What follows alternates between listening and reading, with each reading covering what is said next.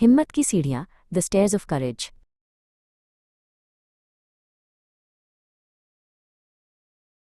छोटे से गांव में जन्मा राघव हमेशा से सपने देखने वाला लड़का था। उसके पिता करमवीर एक मजदूर थे और माँ सरला सिलाई का काम करती थी। घर में पैसे कम, लेकिन सपने बहुत बड़े थे।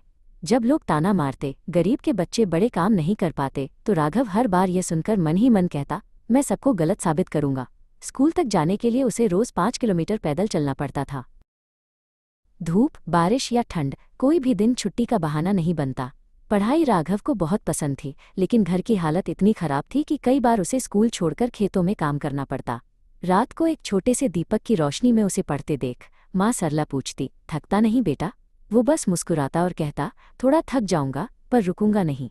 10वीं में उम्मीद से कम नंबर आए तो गांव के लोगों ने फिर ताने मारे। राघव टूट गया, पर उस रात उसने खुद से वादा किया, ये मेरी हार नहीं, शुरुआत है।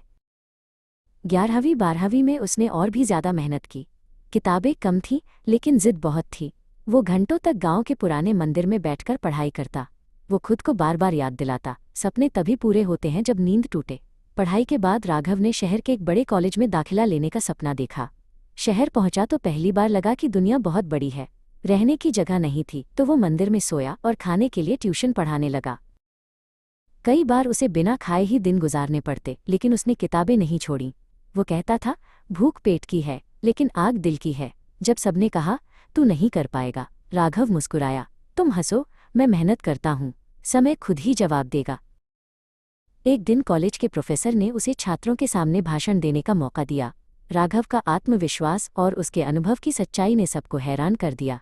लोगों ने पहली बार उसकी आंखों में निराशा नहीं, बल्कि एक गहरा जज्बा देखा। उसने उस मौके को सीढ़ी बनाया और अपने जुनून से पढ़ाई की। राघव कॉलेज टॉपर बना और अखबार में उसकी फोटो छपी। ये उसकी पहली बड़ी जीत थी। गांव के कुछ लोग जो कभी हंसते थे, अब उसकी तारीफ कर रहे थे। माँ सरला ने अखबार को सीने से लगाकर कहा, अब मुझे किसी की हंसी से डर नहीं लगता। कॉलेज खत्म हुआ, पर नौकरी नहीं मिली। एक बार फिर सबने कहा, अब क्या करेगा? राघव ने जवाब दिया, जिसे चलना आता है वो रास्ते खुद बना लेता है। उसने एक छोटा ऑनलाइन एजुकेशन प्लेटफॉर्म शुरू किया, गरीब बच्चों को मुफ्त में पढ़ाने के लिए। कई बार कंप्यूटर खराब होता, इंटरनेट बंद होता, लेकिन वो हार नहीं मानता। धीरे धीरे उसकी मेहनत रंग लाई। बच्चे सफल होने लगे। सोशल मीडिया पर उसका नाम फैल गया, राघव माइनस जिसने उम्मीद सिखाई। एक दिन राज्य सरकार ने उसे सम्मानित किया। मंच पर खड़े होकर उसने कहा, मैंने सफलता नहीं पाई, मैंने अपने डर को हराया है। राघव अपने गांव लौटा, उसी जगह जहां कभी सबने उसका मजाक उड़ाया था।